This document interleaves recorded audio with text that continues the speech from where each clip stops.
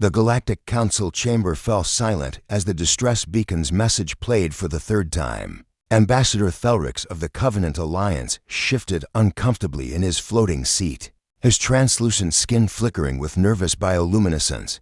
"This is impossible," he whispered, his voice barely audible above the hum of the chamber's energy field. But the data didn't lie. Deep in the contested zone, in a sector that had been glassed by the Krevener fleet 7 years ago, a human life sign pulsed steadily on the holographic display. One human, alive, alone. Her name was Zoe. 7 years earlier, research station on Kepler 442b had been humanity's pride, a joint scientific venture, studying the unique crystalline formations that could revolutionize faster-than-light travel. Zoe had been a junior xenobiologist, fresh out of the academy, eager to make her mark among the stars. Then the Krevener came. The insectoid species had declared the sector theirs by right of ancient claim. The Galactic Council, in its infinite bureaucratic wisdom, had deliberated. And while they deliberated, the Krevener attacked. The evacuation had been chaos, ships fleeing in every direction, some making it to jump points, others torn apart by plasma fire. Zoe had been in the deep caves, 3 kilometers below the surface, collecting samples when the bombardment began. When she finally clawed her way to the surface, the sky was on fire, and the last evacuation ship was disappearing into the stars. She screamed until her voice gave out. No one heard. No one came back. The Krevener had glassed the planet from orbit, turning the surface into a radioactive wasteland, and then moved on. Confident that nothing could survive, they were wrong. Present-day Chris Martinez had served in the Terran Defense Force for 12 years, but he'd never seen the brass move this fast. Within hours of the beacon's discovery, he and his team of specialists were loaded onto the TDF Vindication, the fastest stealth corvette in the fleet. "Brief me again," Chris said to the ship's AI as they hurtled through jump space. Zoe Castellanos, 26 years old at time of incident, now 33, xenobiologist, presumed dead for 7 years. Life signs detected for days ago, when her distress beacon somehow broke through the radiation interference. How does someone survive 7 years on a glassed planet? Unknown, Commander. That's why you're going to find out.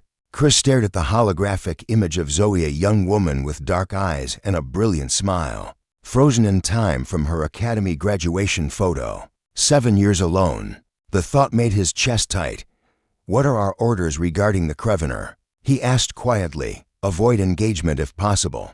Primary mission, recovery of survivor." Chris nodded, but his jaw clenched. The Krevener still occupied the sector. If they detected the rescue mission, they'd finish what they started. Kepler-442b Zoe stood at the entrance to her cave, watching the distant stars with eyes that had long ago stopped hoping. The breathing apparatus she'd cobbled together from station equipment hummed against her face, filtering the toxic air. Her body was lean, hardened by years of survival, covered in scars and the faint luminescence of the crystal formations.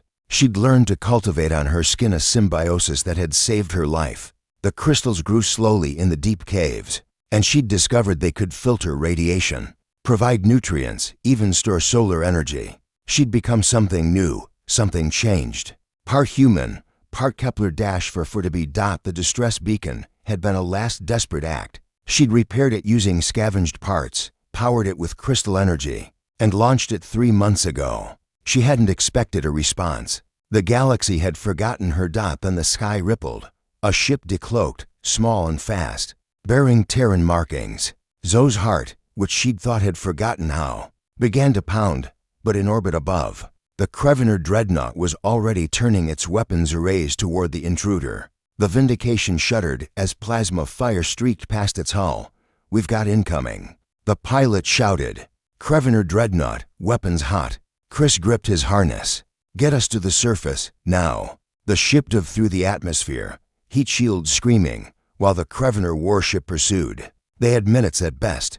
The landing was brutal, a controlled crash that left the corvette's engines smoking. Chris and his team poured out, weapons ready, scanning for the life sign. And there she was. Zoe emerged from the rocks like a ghost, her body covered in glowing crystalline patterns, her eyes sharp and wild and utterly human. She held a makeshift rifle cobbled together from station tech pointed directly at them. "Identify yourselves," she said, her voice hoarse from disuse. "Zoe Castellanos?" Chris lowered his weapon, raising his hands. "I'm Commander Chris Martinez, Terran Defense Force. We're here to bring you home, for a moment." She just stared. Then her rifle lowered, and something like a laugh escaped her lips broken. Disbelieving. "Home," she repeated, as if the word was far and dot above them. The Krevener dreadnought descended through the clouds, its weapons charging for a final strike. Zoe looked up at the massive ship, then back at Chris and his team. Her expression hardened. "Get to your ship," she said quietly. "I need 2 minutes. We're not leaving without." I said 2 minutes. Something in her voice made Chris obey. As his team retreated to the Vindication, Zoe raised her hands toward the crystalline formations jutting from the ground around them. They began to glow, brighter and brighter, responding to something in her. The Krevener dreadnought opened fire, and the crystals exploded upward in a blinding column of pure energy, a lance of light that pierced straight through the dreadnought's core. The massive ship broke apart, its pieces raining fire across the sky. Zoe collapsed.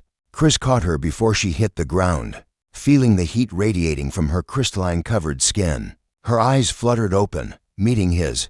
"Told you," she whispered. 2 minutes. Epilogue. The debriefing lasted weeks.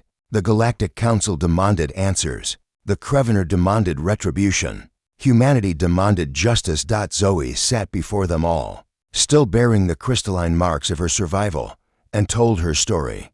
Not of victimhood, but of adaptation, of refusal to die, of 7 years spent becoming something the galaxy had never seen.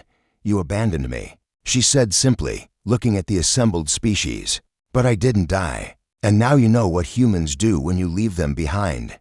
She smiled, and there was something terrible and beautiful in it. "We survive. We adapt, and we come back." The message was clear. Humanity would never be underestimated again.